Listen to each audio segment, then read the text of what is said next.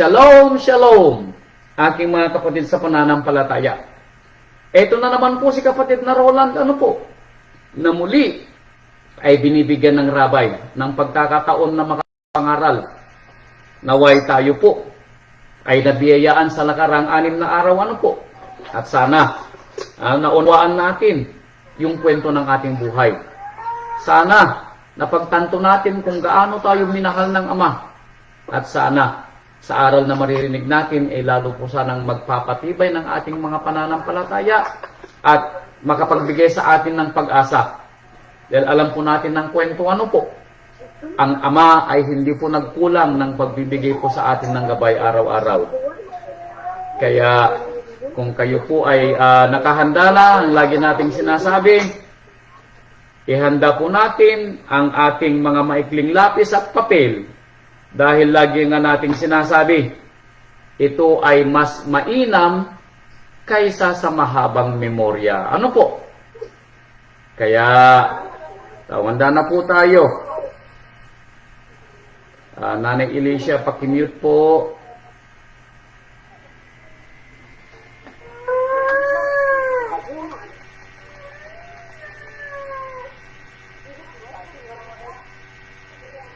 Nanay Alicia, naka-on po kayo. Sa mga naghihintay po ng pamagat, alam po ninyo, naway tayo po ay makatugon sa aral na ipaparinig sa atin at tayo ay maging karapat-dapat na tumanggap ng pagpapaalang aral. Ang pamagat po ng kwento ng rabay ay, What in hell do you want? Ano daw ang nasa impyerno na gusto natin? Baka sabihin nyo, wala. Wala tayong gusto sa impyerno. Tama po kayo. Wala tayong gusto. Pero naunawaan kaya natin yung ating sinasabing wala tayong gusto. Dahil kung mauunawaan natin ang aral na ibibigay ng rabay, baka mapatunayan po natin na tayo mismo ang nagpursigi na maranasan ng impyerno. Sabihin natin, Talasasin po natin ang kwento. Now, ang pangunawa natin sa impyerno, na kung naunawaan natin nga talaga, baka ang alam lang natin na impyerno na buhay, yung impyerno na ginawa ng Ama balang araw, na pagtatapunan ng kanyang mga sinasabing itetapon niya o kanyang parurusahan sa tinatawag nating lake of fire o yung tinatawag nating walang hanggang apoy. Now, dito po sa aklat ng pahayag ay magkakaroon tayo ng kaunting idea kung ano nga ba ang salitang impyerno. Baka ito yung ating pangunawa lamang na impyerno, Pero may ipapaunawa ang rabay maya-maya na ang impyerno ay hindi lang doon sa nakasulat sa pahayag na ating babasahin, kundi kung mapapansin natin, tayo mismo ay nag-subscribe ng impyerno sa buhay natin. Kalasasin po natin maya-maya ng konti, Pero sabi niya dito sa aklat ng pahayag, chapter 20, verse 10, sabi niya, ang dyablo na dumaya sa kanila ay ibinulid saan? Sa dagat-dagatang apoy at asopre. Yun ang alam nating impyerno, Dagat-dagatang apoy at asopre. At ang sinumang itatapon doon, sabi niya, ay parurusahang araw at gabi, magpakailan-kailanman. Yun po ang alam nating impyerno. Lake of fire o dagat-dagatang apoy. Pero tatalasasin natin na sa mga ibinigay ng rabay na mga salitain na ating aral sa araw pong ito, mauunawaan po natin na ang impyerno ay hindi lang doon sa mga itatapon ng Ama balang araw, kundi ang impyerno ay dinaranas ng iba sa atin. Now, bakit ko ganun ang nasabi? Ganito po ang kwento.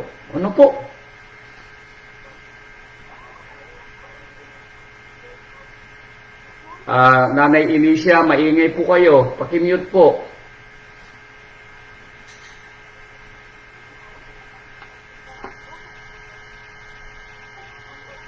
Pakiayos mo, Darlene. Dito po sa pangalawang Samuel,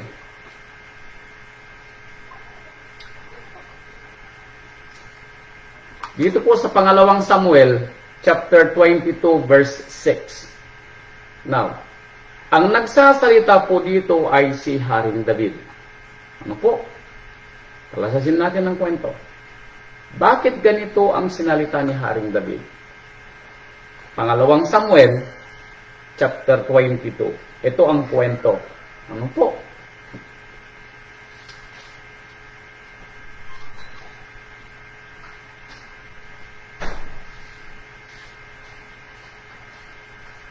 Sabi niya dito sa verse 5 and 6,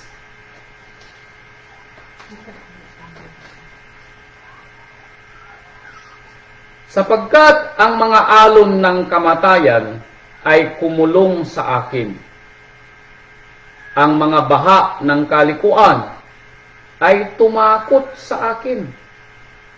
Ang panali ng hell. Now, dito ang pagkabasa ay Sion. Papalitan ko ng salitang impyerno. Ano?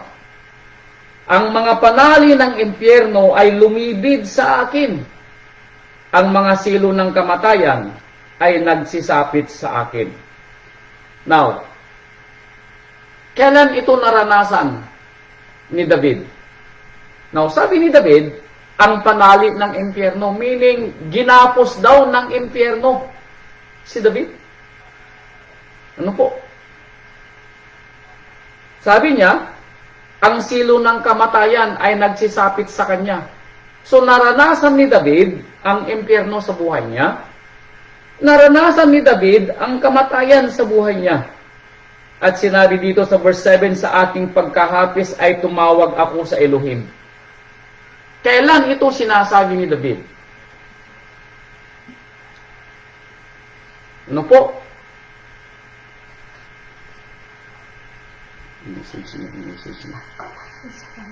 Kailan ito naranasan ni David? Ano po? Na siya ay nalibid ng impyerno.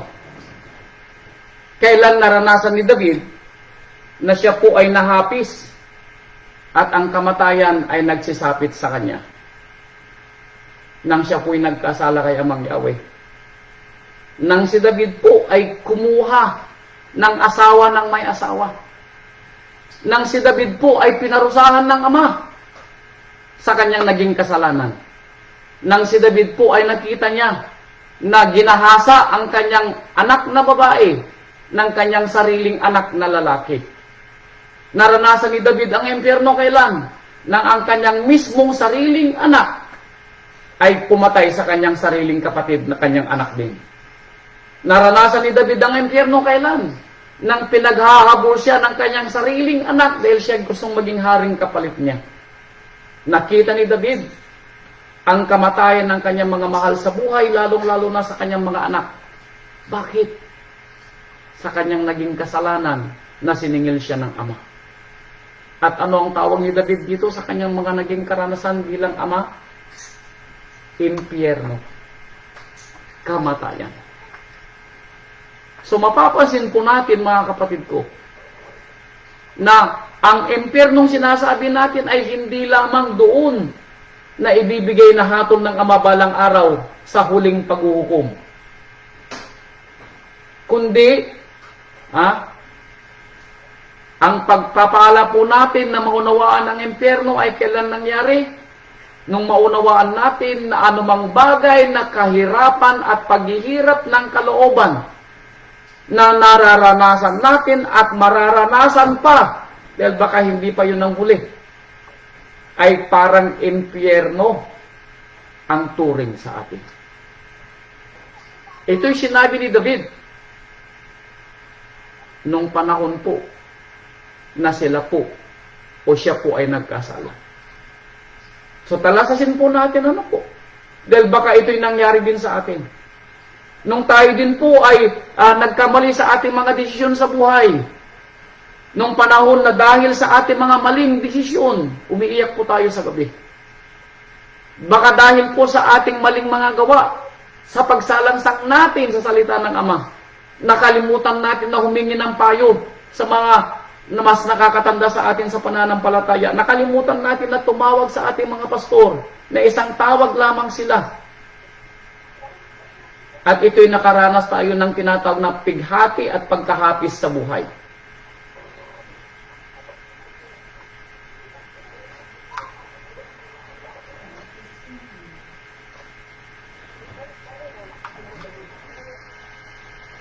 Mga kapatid ko, impyerno po ang tawag ni David. Now, ito ba ay nararanasan din natin? Baka po nararanasan din natin, wag naman po sana. Ano po? Sumunod na kwento. Jonah, chapter 2, verse 2. Jonah, chapter 2, verse 2.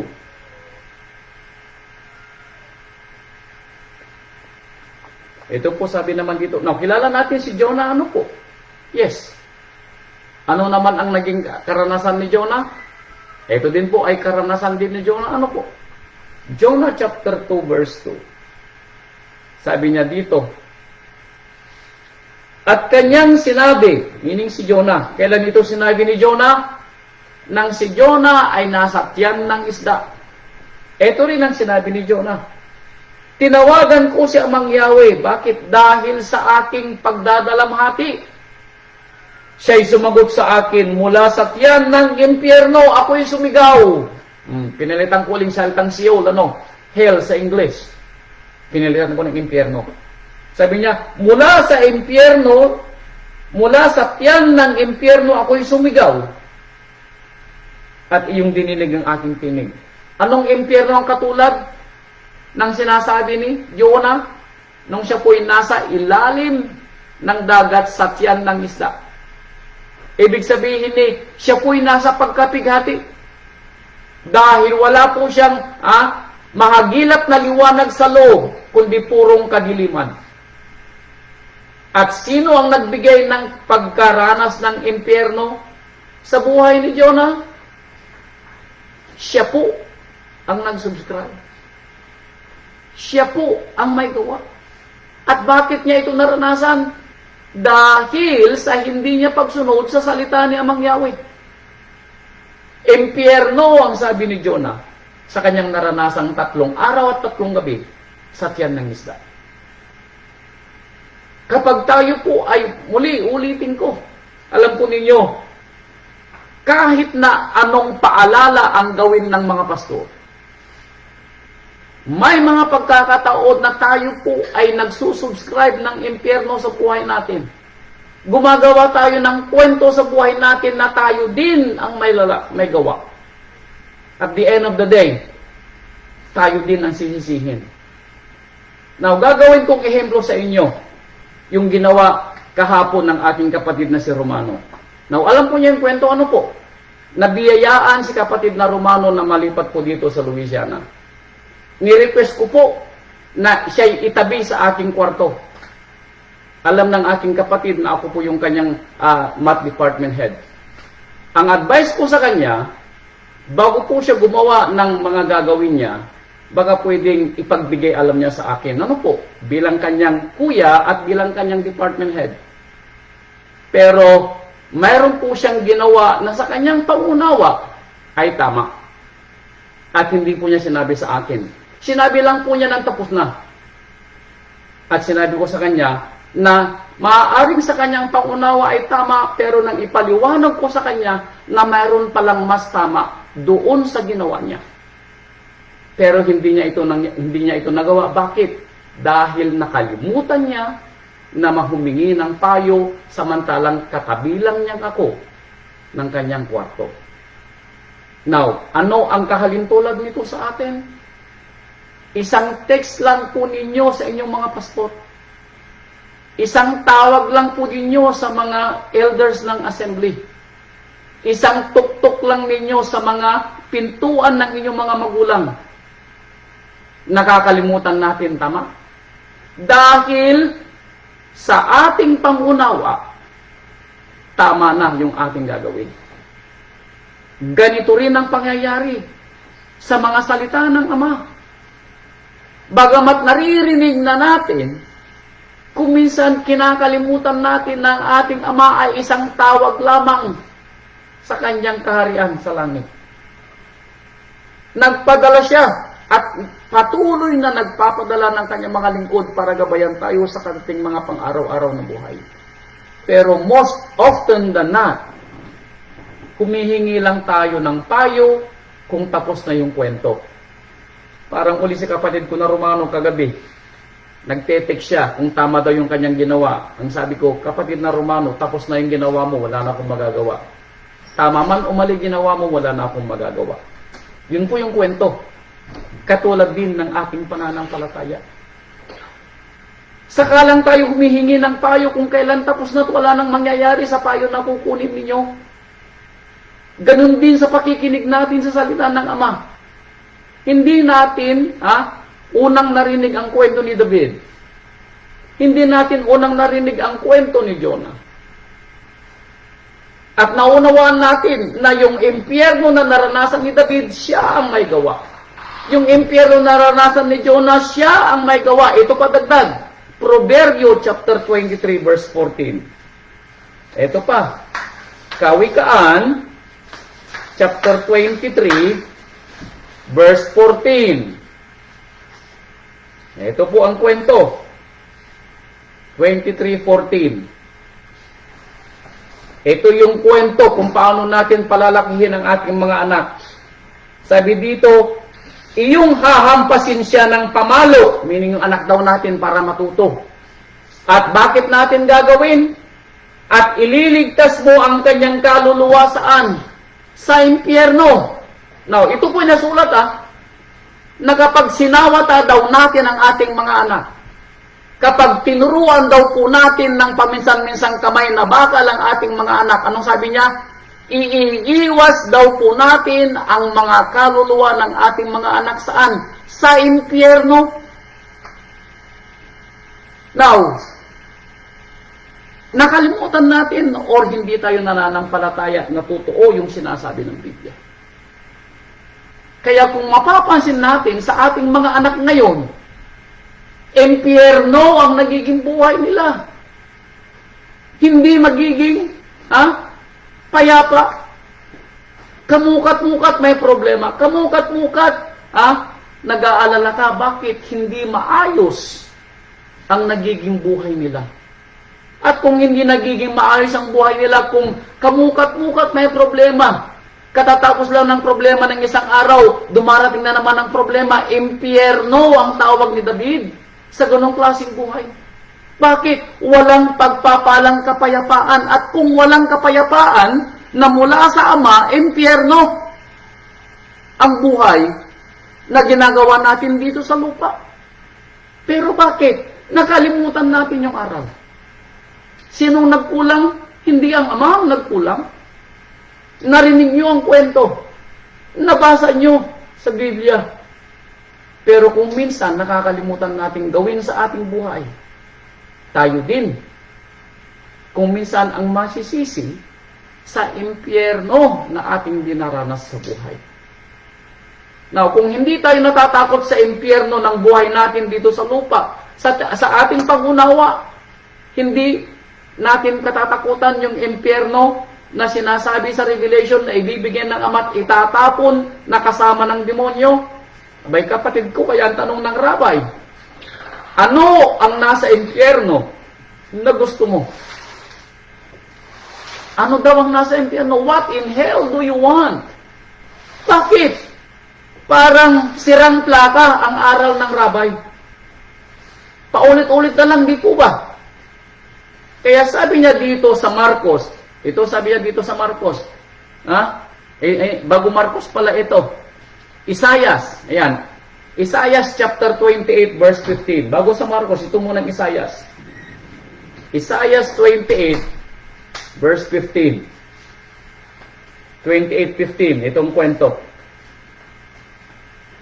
Sapagkat inyong sinabi, tayo'y nakipagtiwan sa kamatayan at sa impyerno. Anong sabi ng bayang Israel? Sila daw ay nakipagtipan sa kamatayan at saan? Sa impyerno. Bakit? Sa katigasan din ng kanilang mga ulo. Now, narinig natin ng kwento kanina. Ano po? Na ang rabay ay hindi nagkulang sa pagpapadala ng kanyang mga lingkod. Ano po? Sila'y nakipagkasundo saan? Sa impyerno. Pagka ang mahigpit na kasakunaan ay dumaan, hindi darating sa atin, sapagkat ating ginawang pinakakanlungan natin ang mga kabulaanan at sa ilalim ng kasinungalingan ay nangagkubli tayo. Meaning, hindi nila dininig ang tapat at tunay na aral mula sa mga lingkod ng Ama. Kaya naranasan ng bayang Israel ang impyerno nang sila ay lipulin ng Ama at ang mga natira ay dinala sa pagkabihag for 70 years.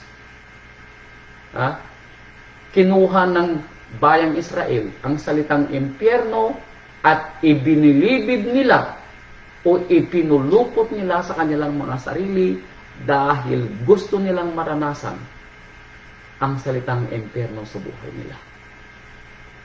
Mga kapatid ko, baka ito din ang ginagawa natin sa buhay natin. Tayo ang may gusto sa impyerno, kaya ito ay ibinilibid natin sa ating pang-araw-araw na buhay. Dahil kung hindi po natin gusto ang impyerno, sana natututo tayo sa aral. Lalong-lalo na po, ano po?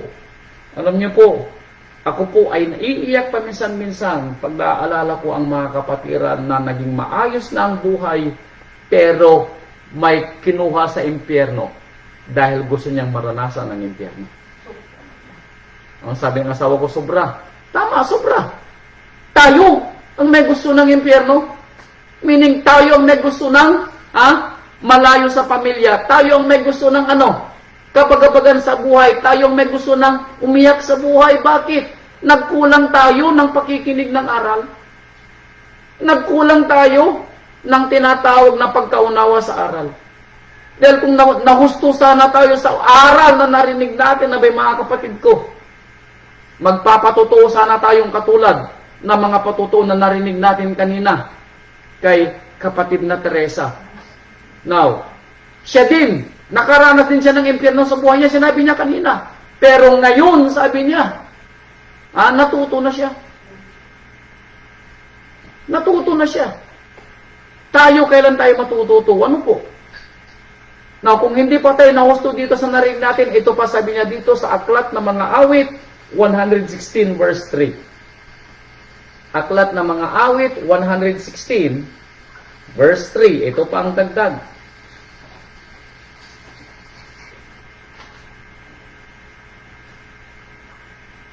(116 verse 3). Ito pa po ang dagdag.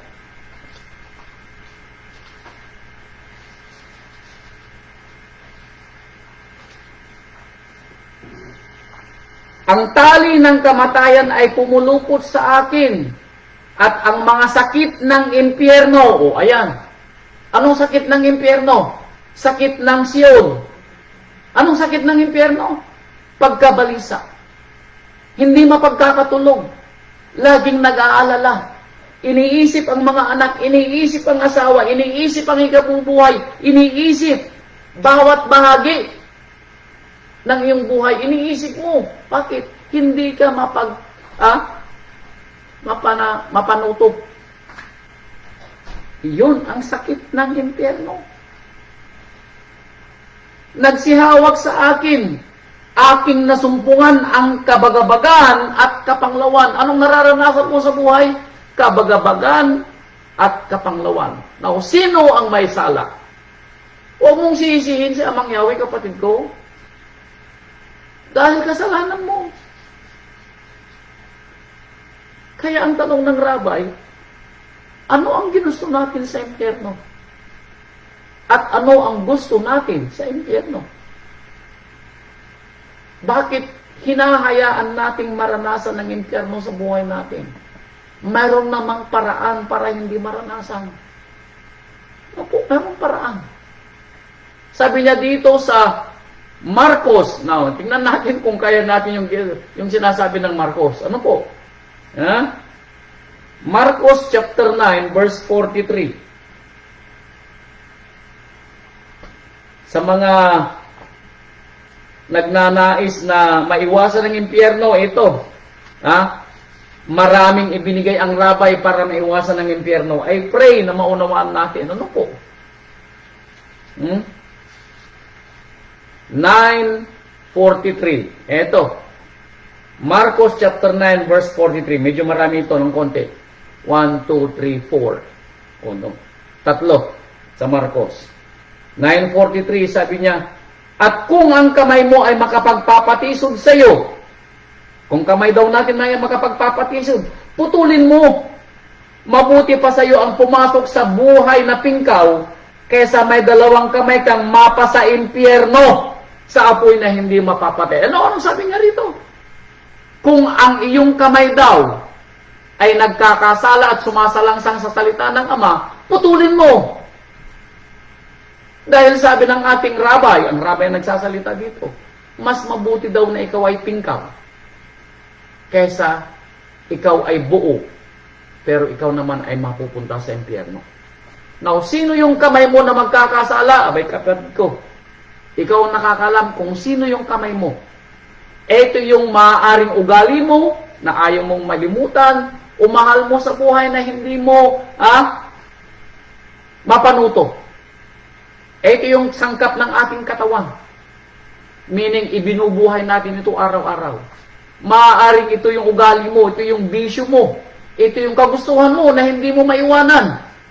Pero ito yung naging dahilan para makatanggap ka ng bagabag, pagkabalisa, at kakulangan sa pananampalataya. Ikaw nakakalam, kapatid ko, ano po? Ikaw makakasagot. Sumunod na kwento, verse 45. Kung ang paa mo ay makapagpapatisod sa iyo, ay putulin mo. Mabuti pa sa iyo ang pumasok kang pilay sa buhay kaysa may dalawang paa kang mabulid sa impyerno. Now, alam po ninyo, sasabihin ko na, grabe ang rabay, ano po? Totoo po. Mapapansin po natin na ang rabay po ay talagang matulis magsalita. Talagang tatamaan ka kung tatamaan ka. Now, ito yung mga salitang ginamit ng rabay, baka sakali na mayroon po sa inyo may pusong marunong makaramdam. Ayan. Paa, meaning, mahal mo ito sa buhay. Sangkap ng iyong katawan. Malapit sa puso mo. Ano po? Nautalasasin ninyo kung sino yung paa sa buhay mo, pag-uugali mo, kasama sa mga dapat mong tanggalin para makaunawa ka sa salita ng Ama at hindi mo na maranasan ng impyerno. Baka yung wants mo, yung hilig mo, yung bisyo mo, yung bili dito, bili doon, yung mga pangarap mo sa buhay. Baka yun ang paa na sinasabi ng ating rabay. Hindi yung literal na paa. Ang binabanggit dito, mga kapatid ko, tandaan ninyo, hindi literal. Ito'y sangkap ng katawan, meaning malapit sa puso natin. Hindi natin maiwanan sa buhay. Pangarap mo siguro yung, o kaya yung ambition mo, baka yun isa, na dapat mong ihiwalay dahil yun ang nakapagpapalimot sa iyo sa pagsamba. Baka yun yung pangarap mo na hindi na dapat mong pangarapin. Bakit? Dahil ito yung nagiging dahilan kaya naiiwan mo yung pamilya sa buhay. Tandaan mo. 47. At kung ang mata mo'y makapagpapatisod sa iyo, anong sabi ng rabay? Dukutin mo. Now, sino sa atin na makapagdudukit ng mata? Kukuha ba kayo ng kutsara at dudukutin yung mata nyong ganon? Hindi ganon ang ibig sabihin ng rabay dahil wala sa atin na makakagaya ng ganon. Malapit sa puso natin ang sinasabi. Ito yung pinakamalapit dahil mata. Baka yung mga asawa natin, yung mga anak natin na nakapagpapabigay sa atin ng bagabag at suliranin. Bakit? Dahil mga pasaway, mga hindi pa nananampalataya at tayo ay nagpapahinuhod sa kanilang gusto dahil mahal natin sila masyado. Kapatid ko, talasasin mo kung sino yung mata mo na gustong tanggalin ng rabay. Bakit? Sabi ng rabay, mas mabuti pa sa iyo ang pumasok sa kaharian ng Ama na may isang mata kaysa may dalawang mata kang mabulid sa impyerno. Oh, kaya ba natin? Maalala natin yung kwento ni Lot, yung asawa niya, dahil sa hindi maunawaan ni Lot ng kanyang asawa na maiwan yung pinagpaguran nilang mag-asawa ni Lot kung ilang taon. Mga hindi lang 30, baka nasa 40 dahil maalala natin ang kwento, binata pa si Lot nang pumunta sa Sodoma at Gomora. Nagkaasawa at nagkaanak. At lahat ng naipundar nila ay naiwan at nasunog. Pero hindi maiwanan nila asawa ni Lot yung kwento na ganun. Kaya lumingon siya. Baka kapatid ko, ganun din ang kwento. Baka hindi mo rin maiwanan yung pangarap mo na magkaroon ng mansyon. Iyon ang nagpapahiwalay sa iyo sa pananampalataya. Bakit? Nagtatrabaho ka 24/7. Baka maiwanan mo, ay hindi mo maiwanan ang iyong asawa at mga anak na hindi nananampalataya at nagpapahinood ka sa kanila. Kaya kung minsan nagiging lamig ka sa pananampalataya na nagbibigay sa iyo ng anxiety, ng stress, ng pagkabagabag. Bakit? Naaalala mo yung salita ng Ama, pero naaalala mo din ang iyong mga mahal sa buhay. Baka naaalala mo, mga kapatid ko, yung mga naging gawa mo nung una na hindi mo mapatawad ang sarili mo. Abay kapatid ko, let it go. Ano po? Sabi pa niya dito, sa aklat ni Santiago, ayan, aklat ni Santiago, basahin pa natin yung aklat ni Santiago, chapter 3, verse 6. Ito pa yung kwento ni Santiago. Chapter 3, verse 6. At ang dila ay isang apoy. Ito pa. Ang sanlibutan ng kasamaan sa ating mga sangkap ay dilit iba ang dila na nakakahawa sa buong katawan at pinagningas ang gulong ng katalagahan. At ang dila ay pinagniningas ng ng impyerno. Ouch. Tabi-tabi po, ano po? Yung mga dila natin na matatabil, yung mga dila natin na hindi marunong tumigil sa pagsasalita, yung dila natin na walang preno kung minsan, yung dila natin na kung minsan magsalita ay parang hindi makain ng pusa. Yung dila natin na parang machine gun kung tumama. Anong sabi ni Santiago? Ito ay ningas ng impyerno. Ano po?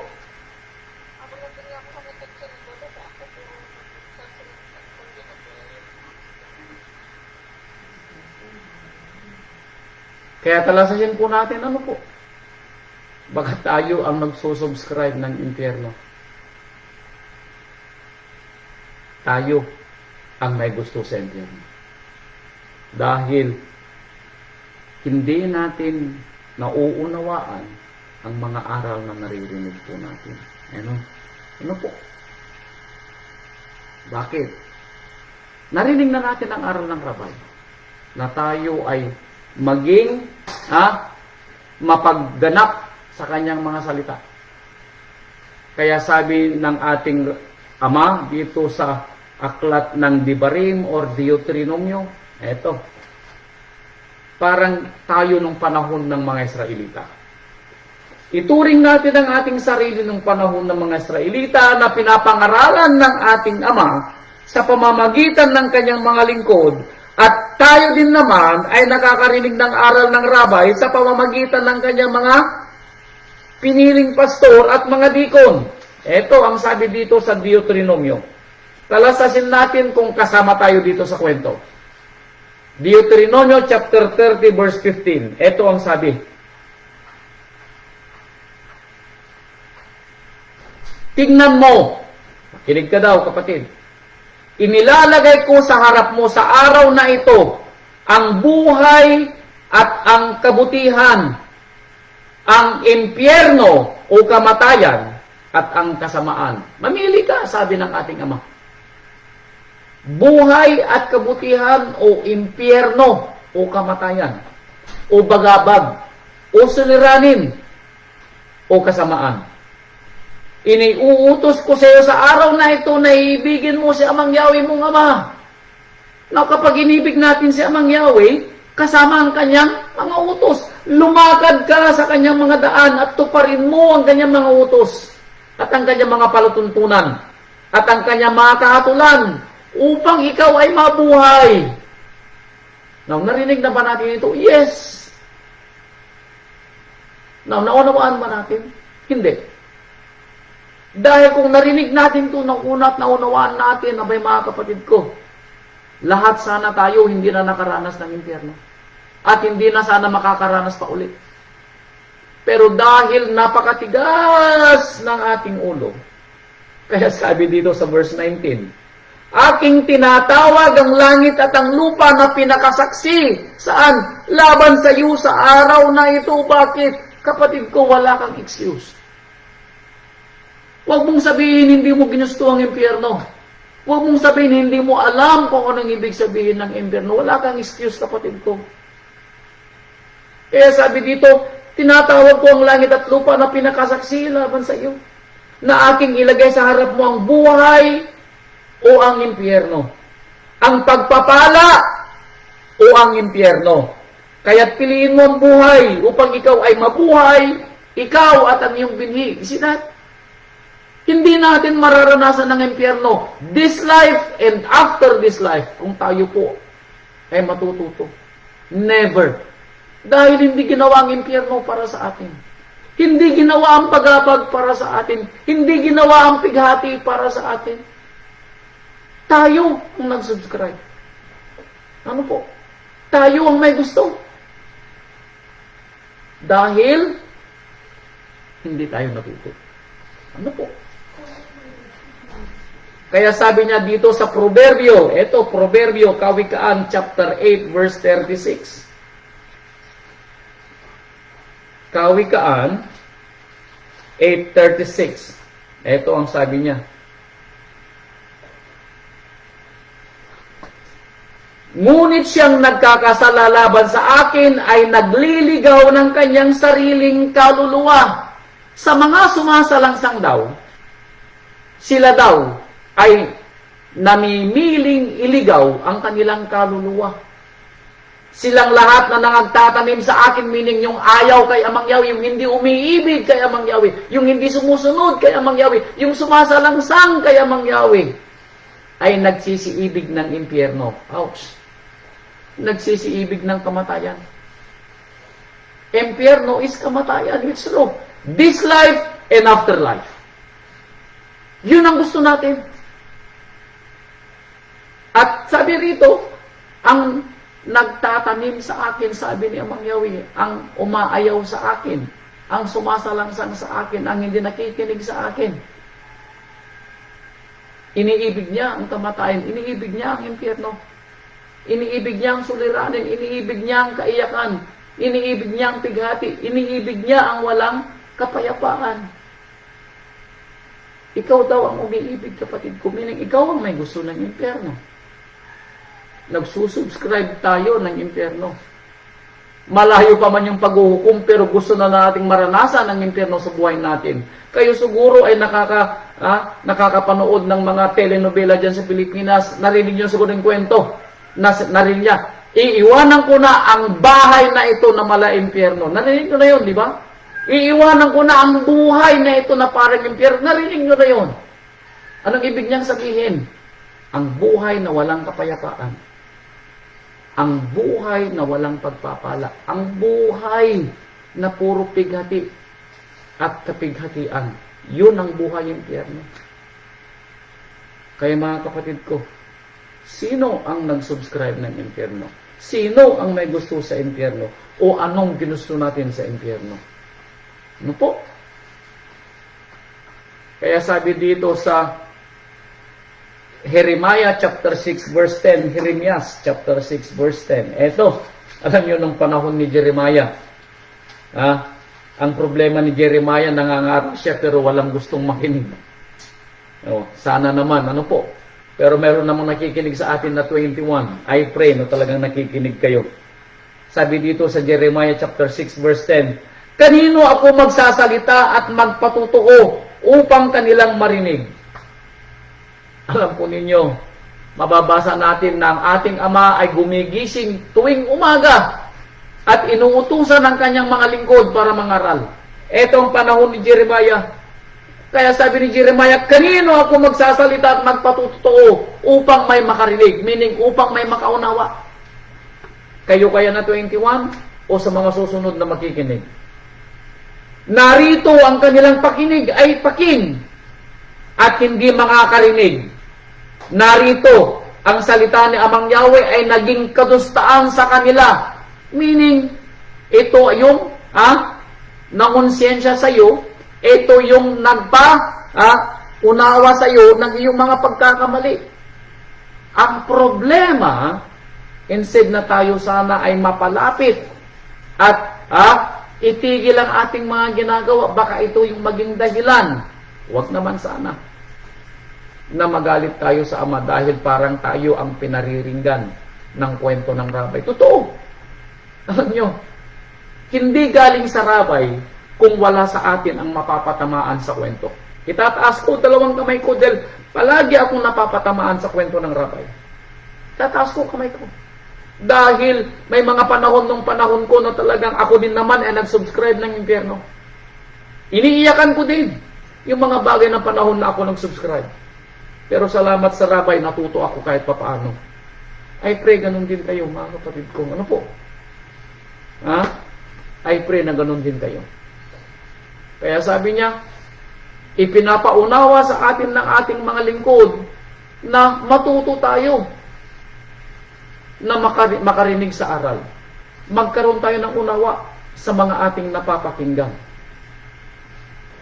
Ganito rin ang panahon ng mga apostol. Ito rin ang kwento ni Saulo.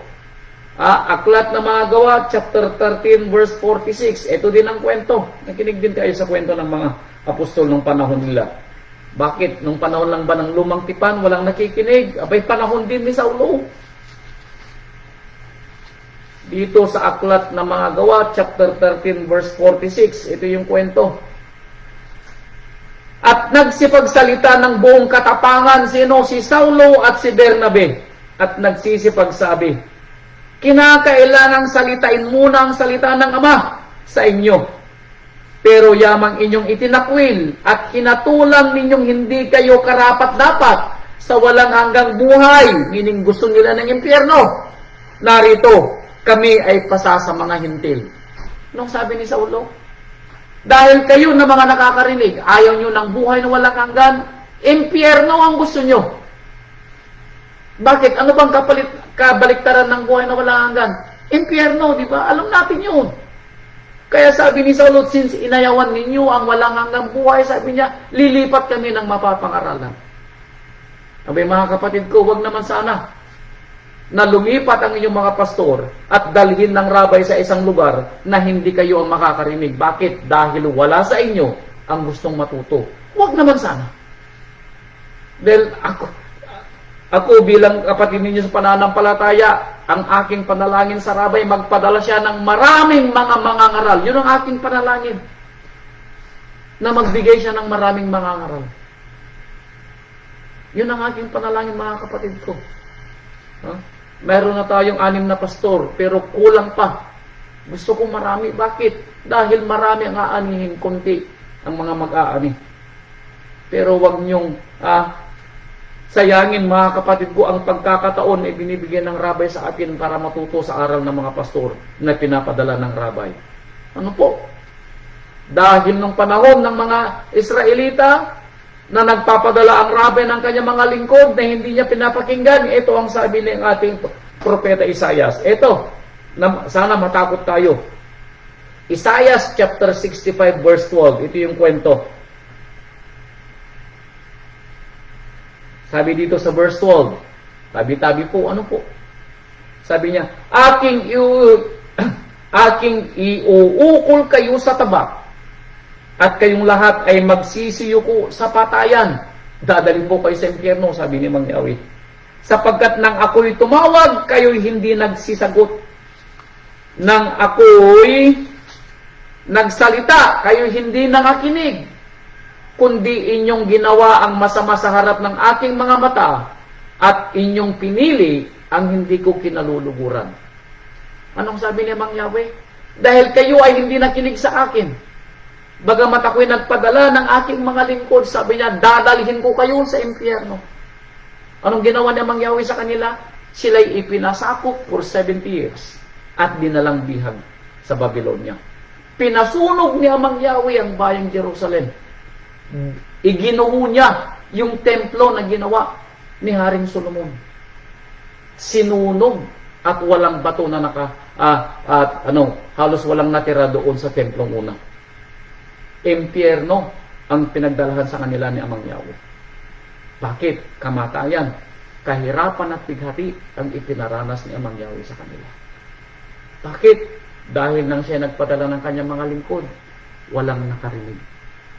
May mga kapatid ko sa atin, kung wala rin makikinig sa atin sa aral ng rabay, kung hindi man natin mararanasan ng impyerno dito sa lupa, na mga bagabag, pasakit, pighati, baka sa impyernong tunay na dagat-dagatang apoy na asopre ay maranasan natin balang araw. Wag naman sana.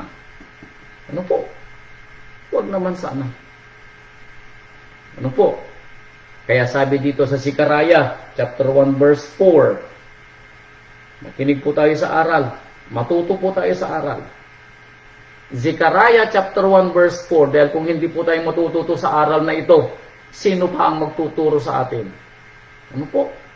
Zekaraya chapter 1, verse 4. Ito, ang kanyang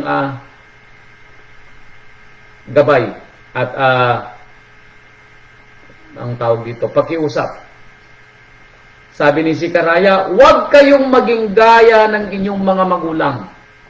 Now, sino yung kanyang mga magulang sinasabi dito? Yung mga pasaway na mga magulang ng mga Israelita magmula nang ialis ni Amang Yahweh ang bayang Israel saan? Sa pagkaalipin sa Ehipto. Yung mga magulang na 600,000 ang bilang na 2 lang ang naligtas. Ano po? Yung mga magulang na sumunod, bagamat nakita nila ang pagpapala ni Amang Yahweh, pero patuloy pa rin silang gumawa ng pagkakasala.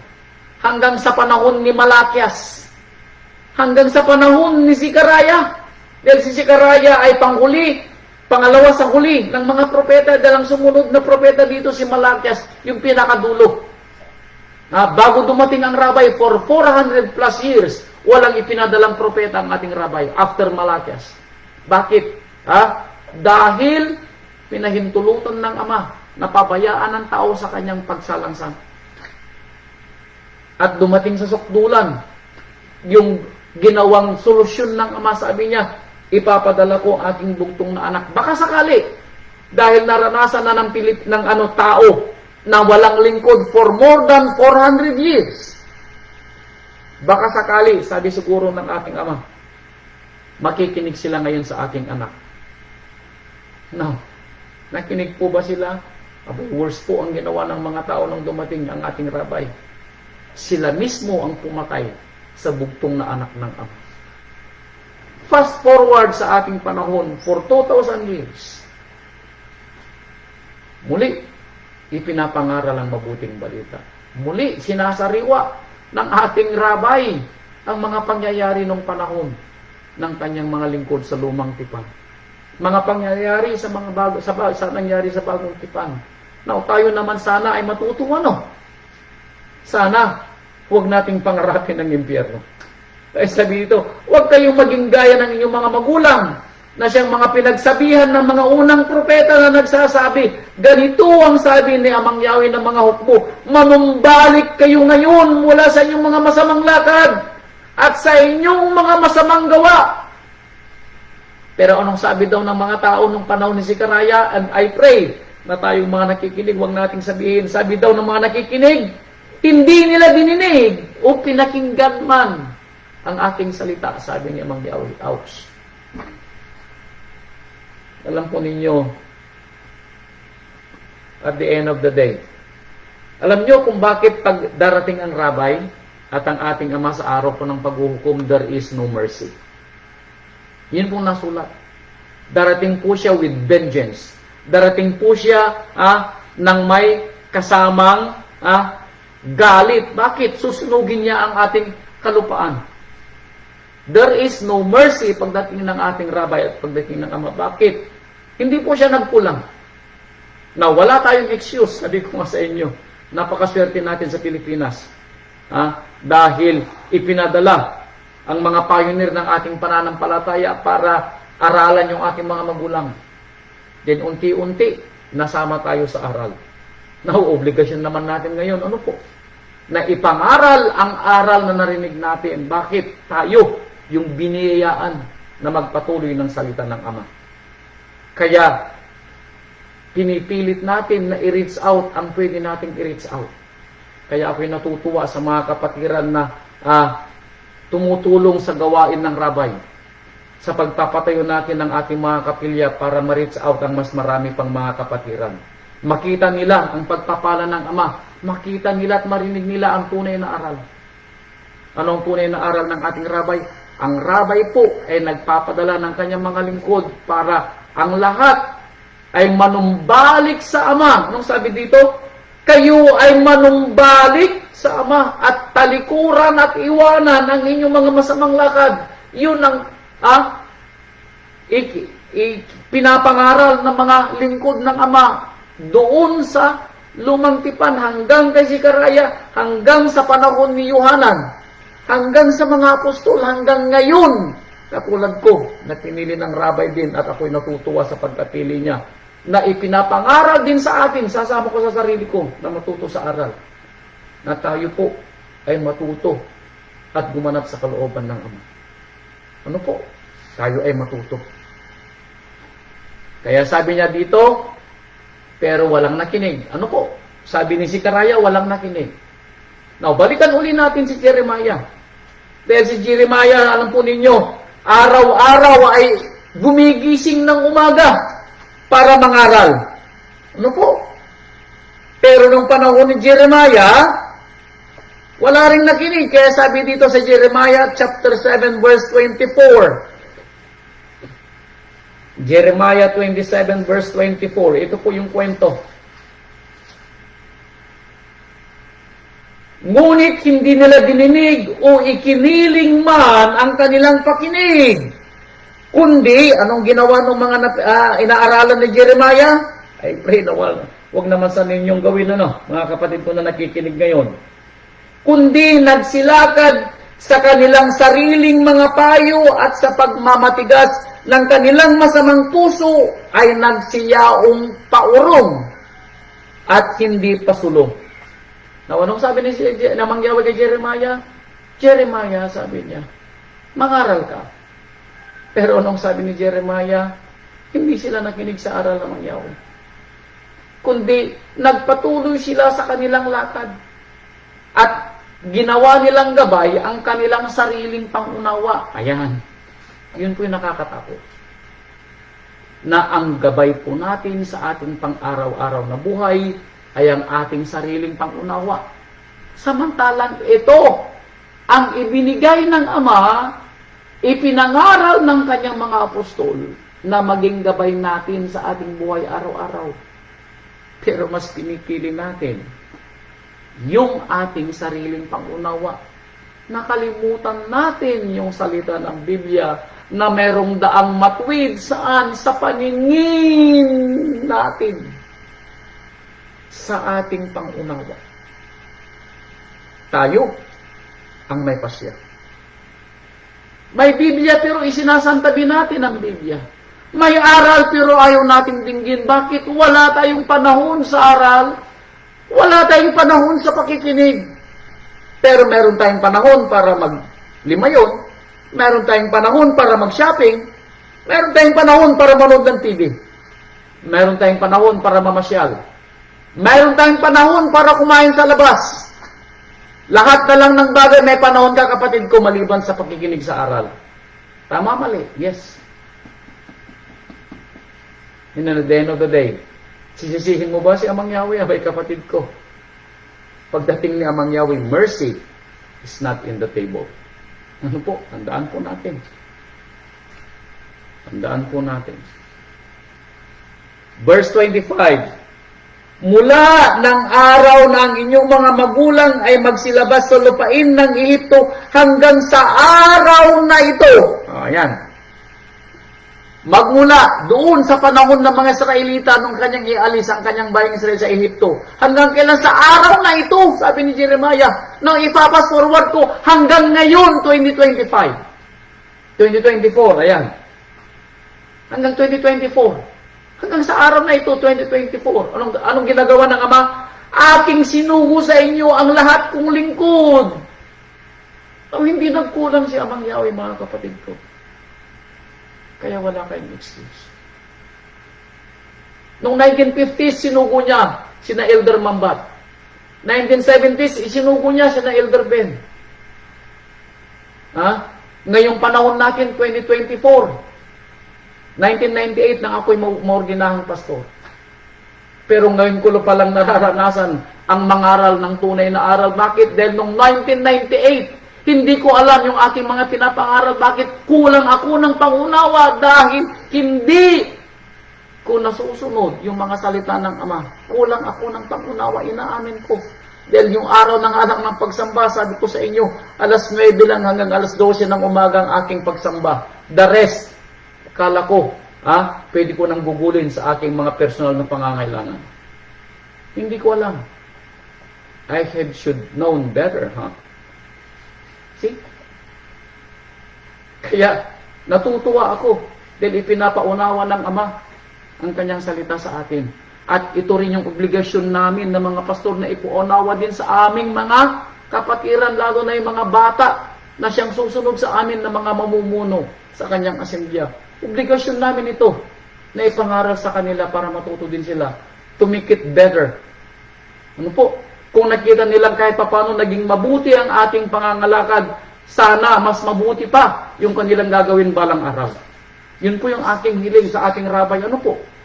Para lalong mapabuti at maluwalhati ang pangalan ng ating Ama at hindi na natin siya maipahiya balang araw. Kaya sabi po niya dito sa Jeremiah 22:21, Jeremiah ulit. Chapter 22, verse 21. Ito pa yung kwento. 22:21. Sabi niya, ako'y nagsalita sa iyo ng kaginhawaan. Ako'y nangarap sa iyo. Sabi niya, ako'y nagplano, sabi ng ating Ama, ng kaginhawaan para sa iyo. Ngunit iyong sinabi, ano daw ang sinabi mo? Hindi ko didinggin. Wow. Sabi ng asawa ko, ayaw ko. Alam mo po yung turing natin sa anak natin kapag atin po siyang tinuturuan, na alam natin ay sa kanyang ikatututo, at alam natin na siya'y nahihirapan, pero pinipilit natin siyang tulungan. Pero anong sabi po ng anak natin? Nasa impyerno yung anak natin kung tutuusin. At iniuumang natin sa kanya ang langit. Pero ano pong sabi ng anak natin? Ayoko. Nag-imagine ninyo ganitong nararamdaman ng Ama sa ating panahon. Naramdaman na niya ito sa panahon ng kanyang mga anak na Israelita. Now, ganito pa rin ba ang nararamdaman ng Ama sa atin? Na siya ay nag-iisip ng kaginhawaan sa atin. Nagbibigay siya ng kanyang mga lingkod para makahingi tayo ng advice para mapanuto ang buhay natin. Pero nung sinasabi daw natin, ayoko. Ibig sabihin, gusto natin ng impyerno. Gusto natin ng impyerno. Kaya ang katanungan ng rabay, what in hell do you want? Sasabihin natin, all of it. Pero sana naman wag. Ano po? Sana naman wag. Kaya sabi niya, hindi ko didinggin. Ito ang naging iyong paraan mula sa iyong katabaan o mula sa iyong kabataan na hindi mo dininig ang aking tinig. Hindi mo daw dininig ang kanyang tinig. Kaya dahil dito, ito ang sabi ni Amang Yahweh, chapter 66 verse 21, sana naman, huwag niyang sabihin ito sa ating panahon. Ano po? Sana naman, huwag mangyari sa ating panahon. Sabi niya po dito sa 66 verse 21. 65 verse 12. Sa ako sana. 65 verse 12. 65 verse 12. Napasok ko na yata yung 65 verse 12. 66 verse 4. Eto, 66 verse 4. Dahil sabi mo, ayaw mong dinggin, eto. Akin namang pipiliin ang kanilang mga kakutyaan. At dadalhan ko sila ng kanilang takot. Ayan. Sapagkat nang ako'y tumawag, walang sumagot. Nang ako'y magsalita, ay walang nakinig. Kundi sila'y nagsigawa ng masama sa harap ko at sa harap ng aking mga mata at pinili ang hindi ko kinalulugdan. Anong sabi naman niya? Ako'y magpapadala ng kakutyaan, meaning ako'y magpapadala ng delusion, ako'y magpapadala ng kasinungalingan na ang iniisip mong langit, ito pala'y impyerno. At hindi ka naaalis sa nararanasan mong impyerno. Ito ang sinasabi naman Yahweh, I will send you delusion. Kakutyaan. Para hindi mo na mauunawaan ng kwento. Hindi ka nabibigyan ni Amang Yahweh ng pangunawa. Bakit inaayawan mo ang pangunawa? Inaayawan mo ang aral. Bakit? Wala kang panahon. Kapag may narinig kang aral, sabi mo, ayaw mo. Bakit? Mas gusto mo ng impyerno. Mas gusto mo ang malayo kay Amang Yahweh. Now, tandaan ninyo, kung si Amang Yahweh ay ang kahalintulad ng langit at buhay na walang hanggan, pero inaayawan natin si Amang Yahweh, anong gusto natin? Impyerno. Ganun lang po yun kasimple. Dahil sa lahat ng mga ayaw kay Amang Yahweh, anong sabi niya kanina? Naghahanap o umiibig sa impyerno. May kapatid ko, iniibig mo ba ang impyerno at ayaw mo kay Amang Yahweh? Huwag naman sana. Ano po? Kaya sabi niya dito sa Malakias, Malakias chapter 2 verse 2. Malakias chapter 2 verse 2. Sabi niya dito sa Malakias.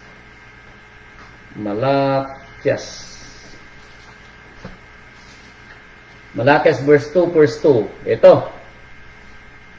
Kung hindi niyo didinggin at kung hindi niyo ilalagak sa inyong puso upang bigyang kaluwalhatian ng aking pangalan. Now, after na marinig niyo ang kwento. After na ipaunawa sa inyo ang kahulugan ng impyerno. After na maunawaan ninyo ang mga aral at kwento at halimbawa ng mga naunang pinili ng Ama na tumalikod pa rin sa pananampalataya at mas ginustong sumalangsang at mas gustong huwag makinig sa kanyang salita. Etong sabi ni Malakias. Kung hindi niyo didinggin at kung hindi niyo ilalagak sa inyong puso upang bigyang kaluwalhatian ang aking pangalan, sabi ni Amang Yahweh ng mga hukbo. Anong sabi niya?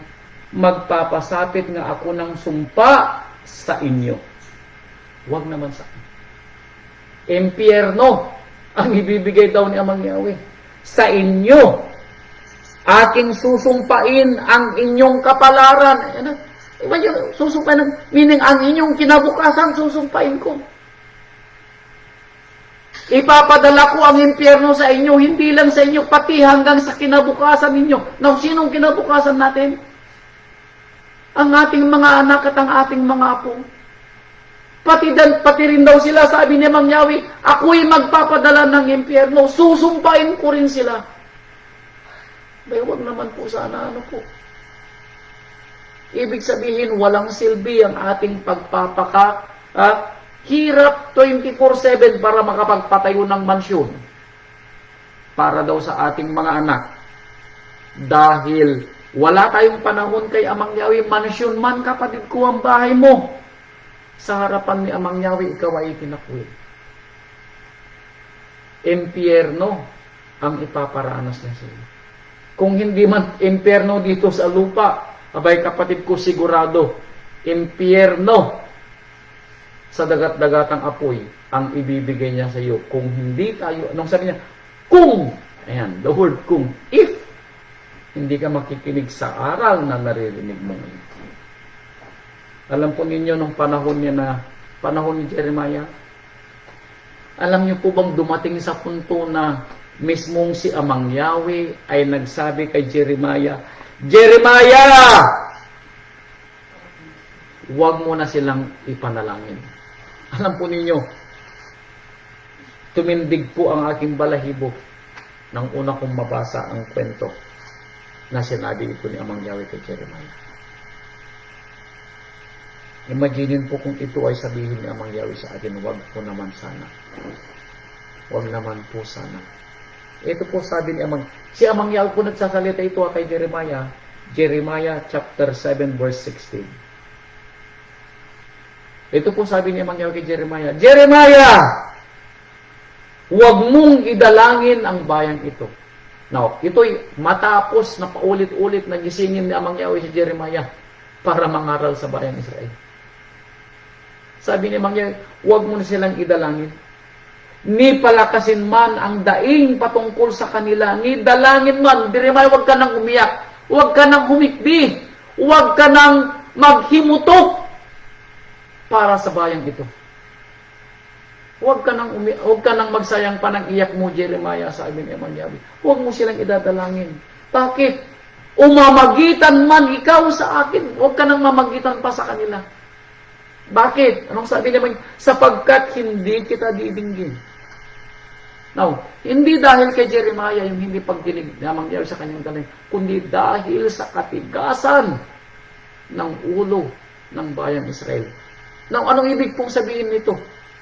Kung nadirinig ni Amang Yahweh ang dalangin ni Jeremiah para sa kanyang bayang Israel at sila'y nagbalik loob, patatawarin sila ni Amang Yahweh. Therefore, yung dalangin din po natin, una para sa ating sarili and then para sa ating mga asawa at mga anak at mga apo, diringgin din ni Amang Yahweh. Ang tanong, napapanuto ba? Nakikinig ba sa ating mga aral ang ating mga asawa at mga anak para baguhin sila ni Amang Yahweh? Para marinig niya ang ating mga dalangin na baka maging katulad po rin tayo ni Jeremiah. Na hindi tayo nagkulang sa ating mga anak at asawa sa mga kapatiran na pinapangaralan. Pero ayaw nilang magbago. Baka dumating ang araw, marinig ng inyong mga pastor, marinig ng inyong mga dikon, marinig ng inyong mga magulang, marinig ninyo, mga kapatiran, na sabihin, huwag mo nang idalangin ang asawa mo, huwag mo nang idalangin ang anak mo, huwag mo nang idalangin ang apo mo. Bakit? Dahil hindi ko didinggin. Dahil napakatigas ng kanilang ulo. Huwag naman sana. Ano po? Huwag naman sana. Dahil sigurado, iiyak tayo pag narinig natin ang kwentong ito. Dahil ako nangalisag yung balahibo ko. Kung mismong si Amang Yahweh ang nagsabi na huwag nyo nang idalangin, ganon kasama at katigas ng ulo ang bayang Israel nung panahon nila. Huwag naman sana tayo mga kapatid ko. Ano po? Anong gusto natin sa impyerno? At bakit ayaw tayong matuto? Yun ang tanong. What in hell do we want? At ayaw nating matuto. Ano po? Galatia chapter 4 verse 21. Eto, dumako naman tayo sa bagong tipan. Ito katanungan din ni Saulo sa mga taga-Galatia. Galatia 4:21. Dahil, alam nyo, hindi bago yung aral ni Apostol Saulo. Ha? Sabi niya dito, sabihin ninyo sa akin, sabi ni Saulo, kayong nagsisipagnasang mapasailalim ng kautusan, hindi ba ganinyo naririnig ang kautusan? Sa atin daw na nagpapasakop sa kautusan. Now, pag sinabing nagpasakop ng kautusan, tayo ay sumasalangsang sa kautusan. Kayo, sabi ni Saulo, na nagpapasakop sa kautusan, hindi nyo ba naririnig ang kautusan? Now, anong ibig sabihin ni Saulo? Sabi ni Saulo, ano sabi ni Saulo sa kanyang aral? Ang kautusan, anong kautusan? Mahalin mo si Amang Yahweh. Ang kautusan, ngilingin mo ang araw ng pagsamba. Ang kautusan, igalang mo ang iyong ama at ang ina. Ang kautusan, huwag kang mag-iimbot. Ang kautusan, huwag kang sasaksi ng di katotohanan sa iyong kapwa. Ang kautusan, mahalin mo ang iyong kapwa. Pero sinasalangsang natin ito, bakit kaya tayo ay nasa ilalim ng kautusan? Hindi ba daw natin naririnig? Hindi ba daw natin nauunawaan ang kautusan at sinasalangsang natin ang kautusan? Nakakalimutan ba natin kung ano ang kabayaran ng nasa ilalim ng kautusan? Anong kabayaran ng pagsalangsang sa kautusan? Impyerno. Kamatayan. Because the wages of sin is death. Ang kabayaran ng kasalanan, which is ang kasalanan, ay ang pagsalangsang sa kautusan. At ang sino mang sumasalangsang sa kautusan, ay anong ibig niyang sabihin? Ay nagpapailalim sa kautusan. Yun pong ibig sabihin po nito. Kaya sabi ni Saulo, kayo na nagpapasakop ng kautusan. Kayo na lumalabag sa kautusan. Kayo na nakakaunawa sa kautusan. Hindi nyo ba nauunawaan na ang kabayaran ng pagsalangsang sa kautusan ay kamatayan? Impyerno. And yet, sinasabi natin ayaw natin ng impyerno. Mga kapatid ko, talasisin po natin ng kwento. Ano po? Kaya sabi ni Saulo sa mga taga-Roma, eto ang sabi ni Saulo sa mga taga-Roma, chapter 8, verse 13. Kaya nga ng tubig na mainit talaga. Roma 8:13. Sabi po niya, sapagkat kung mga buhay kayo ng ayon sa laman, ay mga mamatay kayo. Nung sabi ni Saulo, if you are going to live in flesh, na walang kautusan, mamamatay kayo. Makakaranas kayo ng impyerno. This life and afterlife. Subukan po ninyo na salangsangin ng kautusan. Pag hindi kayo nakaranas ng impyerno, hindi ko po alam. Dahil ang kabayaran ng kasalanan is impyerno o kamatayan. Kahirapan, pighati. Subukan nyo para maunawaan ninyo. But I pray na subukan na natin. Tataas ko kamay ko. Nasubukan ko. At ayoko nang mangyari. Ano po? Kung hindi po natin aamin sa sarili natin, hindi po natin naiwawasto ang ating mga pagkakamali. Narinig natin yung mga patutuo ng ating mga kapatiran. Kung mayroong nagpatutuo sa atin na talagang hindi niya kinahihiya yung kanyang naging buhay, andyan, si kapatid na Carlito. Very vocal po yan na magsabi sa inyo na hindi na niya uulitin pa yung kanyang mga nangyari sa buhay niya. He is trying to redeem his life. Gusto po niyang i-redeem yung mga panahon na nawala po niya sa kanyang mga naging pagsalangsang. Ganon din po sana tayo mga kapatid. Ganon din po sana tayo. Kaya sabi dito sa Isaiah chapter 55 verse 7, ito ang ginawa ng ating kapatid na Carlito. At ito rin dapat ang ating gawin mga kapatid ko. Isaiah 55 verse 7. Ito ang kwento. 55:7 ng Isaiah. Sabi po niya 55:7, lisanin ng masama ang kanyang lakad. Ayan.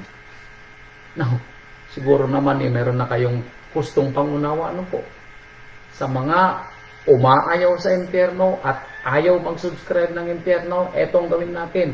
Lisanin ng masama ang kanyang lakad at ng liko ang kanyang mga pag-iisip. Lakad meaning ways of life, yung buhay daw po natin sa pang-araw-araw, yung ating pag-iisip sa pang-araw-araw, baguhin daw natin. At manumbalik siya kanino? Kay Amang Yahweh. At anong gagawin? Kaaawaan niya siya. At sa aming Elohim, bakit? Sapagkat siya ay mapagpatawad ng sagana. Ito pong hinihintay na mangyawi. Kaya naisulat ang pangalawang Pedro chapter 3 verse 9 na ayaw ni Amang Yahweh na kahit isa ay mapunta sa inyo. Now, tandaan po ninyo, ayaw ni Amang Yahweh na kahit isa ay mapunta sa impyerno. Ayaw po ni Amang Yahweh, kaya naghihintay siya ng lahat ay magsisi. Ito ang kanyang panawagan sa lumang tipan. Ito rin ang kanyang panawagan sa bago. Alam po ninyo, kung ating susumahin ang kwento ng Biblia from Genesis to Revelation sa isang salita kung bakit naisulat, dahil sa salvation. Pagmamahal, love equals salvation. Yun po ang dahilan kung bakit nasulat ang Biblia. Dahil sa pagmamahal ng Ama, may ililigtas niya ang tao. Kung gusto ng tao na maranasan ang pagpapala at hindi impyerno. Kung gusto mo, kapatid ko, na gawin mong personal, kapatid ko, na ayaw mo ng impyerno dahil gusto mo ng buhay na walang hanggan. Ha? Sabi ng asawa ko, everybody should say, ayaw ko ng impyerno. Sabihin mo daw sa sarili mo, ayaw mo ng impyerno. Dahil kapag sinasalita mo ito, abay, nagbibigay ka ng blessing sa buhay mo. Dahil ang impyerno dito sa ating pang-araw-araw na buhay, kabagabagan.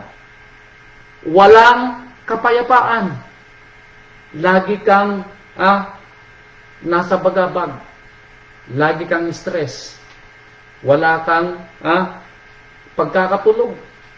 Lagi kang nag-aalala. Yun ang impyerno. Lahat ng kabaliktaran ni Amang Yahweh ay impyerno. Pagmamahal, kung wala sa iyo, impyerno. Galit, away ang nasa bahay mo. Hindi pagmamahal, hindi pag-ibig. Kaya sabi niya dito sa Efeso chapter 4 verse 29, ito. Efeso chapter 4 verse 29, ipinapangaral ng mga apostol at ipinapangaral ko din sa inyo. Anumang salitang mahalay ay huwag lumabas sa inyong bibig. Kanina nabanggit natin, ang bibig o dila ay nagniningas sa impyerno. Kaya anong sabi ni Saulo ngayon? Anumang salitang mahalay, huwag lumabas sa iyong bibig. Abay mga kapatid ko, tabi-tabi po ano po. Sana naman, yung mga dila nating mga Armalite, yung mga salita natin na hindi makain ng pusa, yung mga salita natin na hindi dapat lumabas sa ating mga bibig, sana naman, inilibing nyo na at hindi na muli pang bubuhayin. Mababasa nga natin sa Kawikaan yata yun, ang malumanay na sagot ay nakapagpapahupa ng galit. Nakapagpapahupa ng impyerno. Tandaan po natin ano po, ang malumanay na sagot, nakakapagpahupa ng impyerno. Kaya kung ayaw niyong maranasan ng impyerno sa bahay niyo, matuto po tayong sumagot ng malumanay. Ano po? Hindi yung pabalagbag, hindi yung pasigaw, hindi yung parang nang aasar, at hindi yung parang nanunuya. Ano po? Kundi ang mabuting ikatitibay ayon sa pangangailangan upang makinabang ng biyaya ang mga nakikinig. O, tingnan nyo na. Matutuwa ang asawa nyo kapag sumagot tayo ng may kababaang loob at mahinahon. Matutuwa yung mga nakikinig. Pati mga anak nyo. Pati mga apo, abay. Pag binago nyo ang inyong mga pagsasalita, mga kapatid ko, abay, magtataka ang inyong mga asawa, magtataka ang inyong mga anak at mga obay. Dumating ang langit dito sa bahay, sasabihin nila sa inyo, nawala na yung impyerno. Totoo po yan. Ano po? Huwag ninyong pigatin ang banal na espiritu ng Ama. Ayan. Ginagawa natin ito araw-araw. Sinusupil natin ang banal na espiritu ng Ama. The moment na lumabas yung bibig natin, ng mga salitang hindi ka nais-nais, sinusupil natin ang banal na espiritu. Lumalabas yung impyerno sa puso natin. Tayo ang may gawa. Sinusupil natin ang banal na espiritu. Huwag niyong gawin, kapatid ko, kung gusto natin ng buhay na walang hanggan. Nasa Kanya kayo'y tinatakan hanggang sa kaarawan ng pagtubos, ibinigay sa atin to as paunang bayad ng ating rabay. Itong dahilan kung bakit nagagawa natin ang mga bagay na hindi natin nagagawa para sa Kanyang ikaluluwalhati. It is not us who do it. Hindi tayo may gawa noon. Ang banal na espiritu ng Ama. Kung dati-rati ay maramot tayo, ngayon hindi tayo yun. Yung banal na espiritu ng Ama. Sino sa atin ang magbibigay ng Kanyang pinagpaguran para magpatayo ng kapilya na hindi naman natin kakilala? Taas nyo kamay nyo. Sino tayo na magbibigay ng tulong sa isang kapatiran na hindi nyo pa nakita ng personal? Taas nyo kamay nyo. Pero hindi tayo doon ang gumagawa, kundi ang banal na espiritu ng Ama na siyang gumagabay sa atin. That is what we are. Ano po? And dapat tayo magpasalamat sa Rabay at luwalhatiin ang Rabay. Bakit? Dahil ginagamit niya tayo. Sinasama niya tayo sa kanyang gawin. Yun po yung ating reward na makita natin. Nakasama tayo sa gawain ng Rabay. Yun po yung maganda. Ano po? Kaya sabi niya, huwag ninyong pigatian ang banal na espiritu. Lahat ng kapaitan at kagalitan at pagkakaalit at kadaldalan at panlilibak ay mga alis nawa sa inyo, pati ng lahat ng masasamang akala. Now, this is everyday thing. Totoo ito. Na tayo makakita ng isang bagay tapos mag-isip tayo ng masama, it's not a good thing. Na tayo ay mayroong galit sa kapatid, maski na kahapon pa yung galit mo, pagising mo sa umaga, may galit ka pa rin, it's a bad thing. Yung kanyang naging kasalanan, kapaitan, dala-dala mo hanggang ngayon, it's a bad thing. Abay kapatid ko, huwag mong dalhin ang impyerno sa puso mo. Huwag mong ipapamana ang impyerno sa asawa at mga anak mo. Huwag kapatid ko. Pwede mong tanggalin ang ganitong mga bagay sa puso mo para hindi mo maranasan ang impyerno sa buhay mo. Pwede mong tanggalin. Bakit? May kapangyarihan kang ibinigay ng Rabay para ayusin mo ang buhay mo sa pamamagitan ng mga aral na naririnig mo. Sa pamamagitan ng mga aral. Kaya sabi niya dito sa Lucas chapter 13 verse 28. Lucas 13:28, ito yung kwento. 13:28.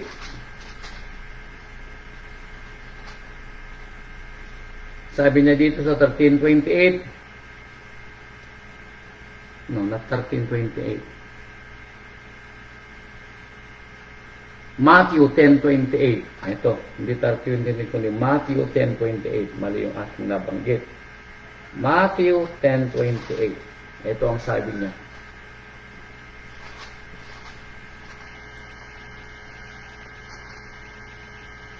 Matthew 10:28, ito po sabi niya dito,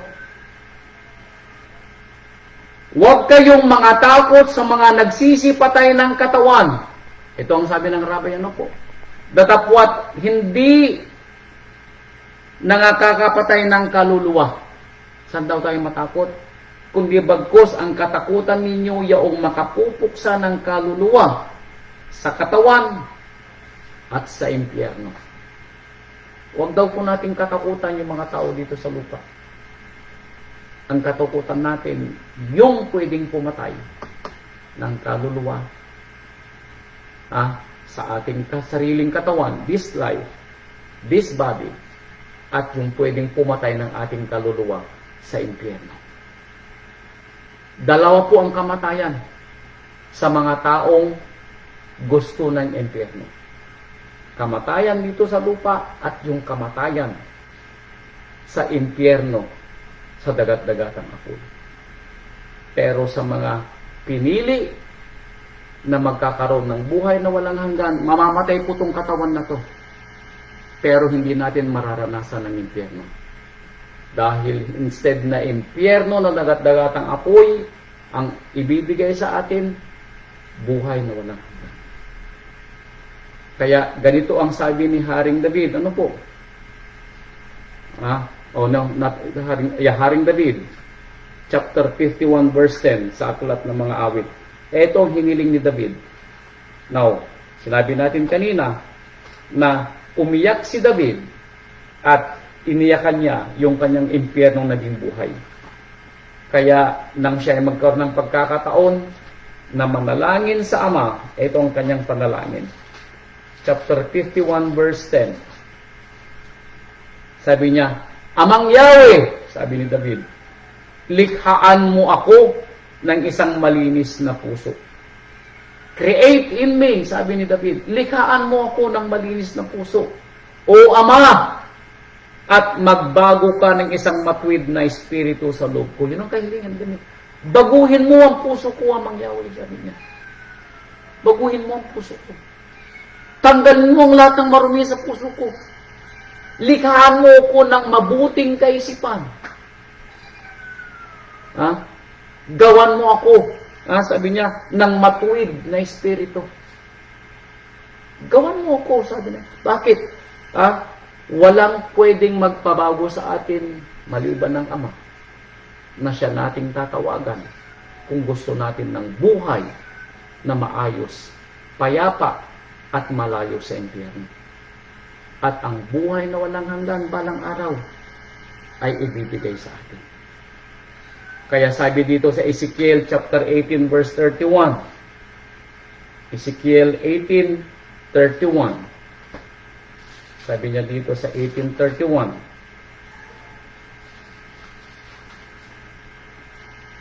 Inyong iwaksi ang lahat ninyong pagsalangsang na inyong isinalangsang. Tanggalin daw natin lahat ng ating mga gawang masasama. Lahat ng ating mga nagawang mga pagsalangsang at pagkakasala. Talikuran daw natin lahat at ikumpisal ang ating mga nagawang pagkakamali. And then, after that, sabi niya, at kayo'y magbagong loob at magbagong puso. At hilingin natin ang hiling ni David na magkaroon tayo ng bagong puso at bagong espiritu. Bakit? Ito ang tanong. Sapagkat bakit kayo mamamatay? Sapagkat bakit ninyo gustong danasin ng impyerno? That's a question mark. Bakit ka mamamatay?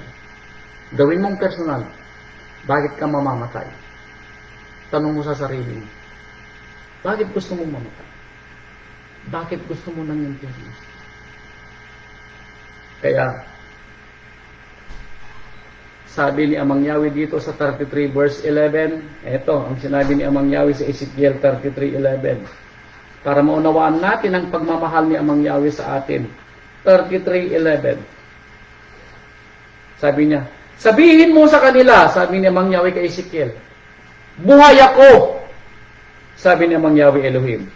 Wala akong kasayahan sa kamatayan ng masama. Ayokong mamatay kayo.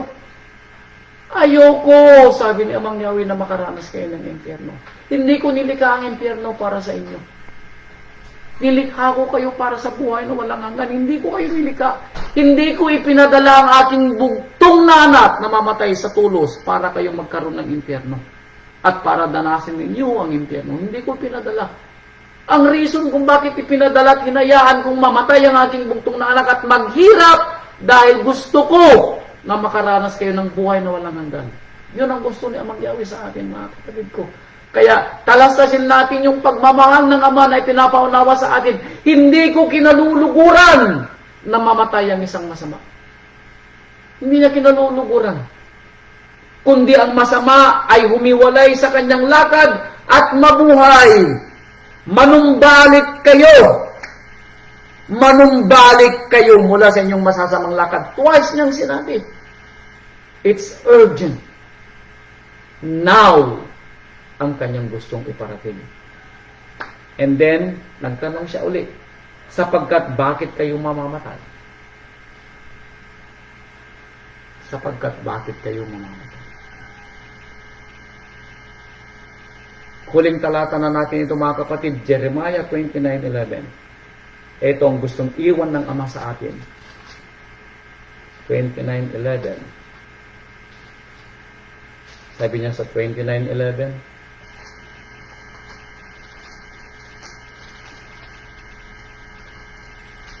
29:11 sabi niya, sapagkat nalalaman ko ang mga pag-iisip na aking iniisip sa inyo, sabi ni Mang Yahweh. Mga pag-iisip tungkol sa kapayapaan at hindi tungkol sa kasamaan. Bakit? Upang bigyan kayo ng pag-asa. Saan? Sa inyong huling wakas. At ano ang gusto ng Ama na ating huling wakas?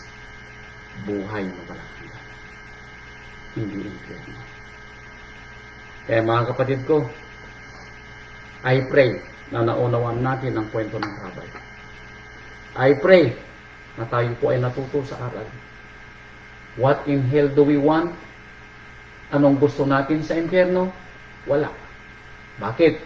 Dahil tayo ay pinili ng Ama para magkaroon ng buhay na walang hanggan. Tayo ay pinili ng Ama para magmana ng kanyang kaharian. Tayo ay pinili ng Ama para magmana sa kadupaan. Tayo ay pinili ng Ama para tumira sa kaharian na kanyang ibababa mula sa langit papunta dito sa lupa. Tayo ay pinili ng Ama para makaranas ng buhay na walang hanggan na kasama niya balang araw at hindi impyerno. Mga kapatid ko, naway natuto po tayo sa aral ng Rabay. Purihin ang ating Amang Yahweh, purihin ang ating Rabay Yeshua HaMashiach sa ibinigay niyang aral po sa atin. Salamat po sa inyong lahat mga kapatid, at nawayang patuloy na pagpapala ng Rabay sa atin na pagbibigay ng kanyang pangunawa at kaalaman ay ibigay niya bawat isa sa atin at matuto po tayo sa ating buhay araw-araw. Gabayan po natin ang ating mga asawa, gabayan po natin ang ating mga anak at mga apo, at sa lahat ng ating mga makakasalamuha, mangaral po tayo. At tayo po sana ay maging isang mabuting halimbawa sa lahat po ng ating makakasalamuha para sa ikaduluwalhati ng pangalan ng ating Amang Yahweh at ng ating Rabay Yeshua HaMashiach. Salamat po sa inyong lahat mga kapatid, at happy Sabat po at magandang gabi. Hallelujah.